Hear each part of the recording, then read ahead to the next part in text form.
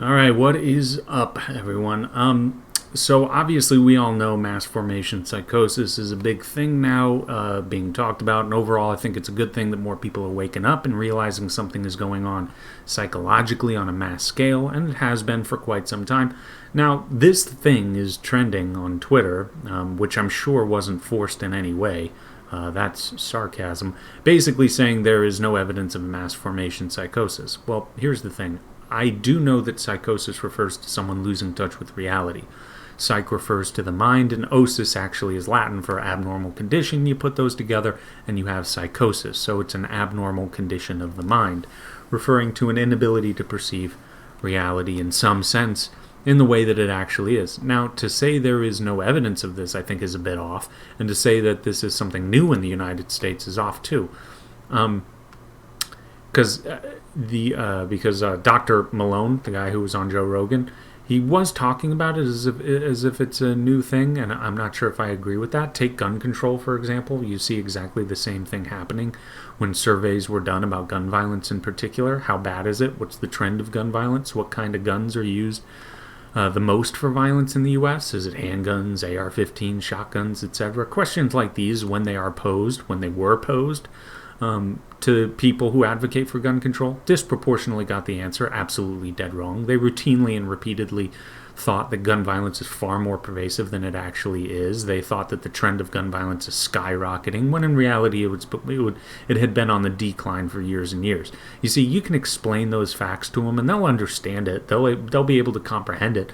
But people are far less philosophical than they are tribalistic, and their beliefs become a part of their identity. So they have a tough time having reality resonate with their positions on certain things. So instead of changing their position, they just ignore reality.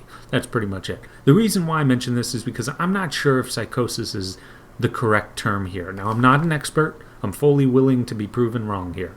But if someone has psychosis and they just saw George Washington lay down on their couch, no matter what you say to them, no matter how you try and convince them that makes no sense, it's impossible, he's been dead for like 220 years or so, they're going to continue to see George Washington taking a nap. So because of this, I think that's where some of these psychologists are coming from, and to them I say fine. But really, I don't particularly care what you call it.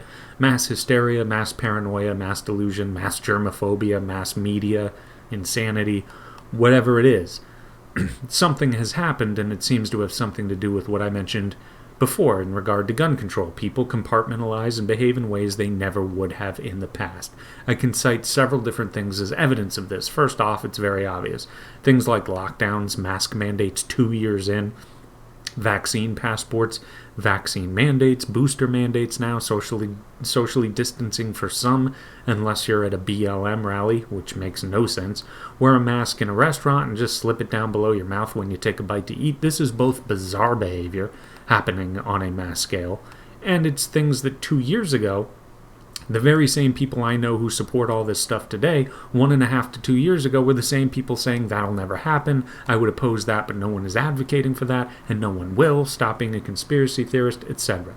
And then fast forward today, and you are the villain if you even question it, let alone dare to stand up for yourself. So you want to say that isn't psychosis?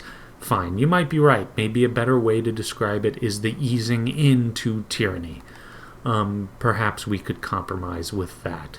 But there was something else that's odd too. This was something that I saw Bill Maher talk about on his show, and this is very similar to the phenomenon that I talked about with gun violence, where gun control advocates have a wildly off-base perception of the reality of the situation.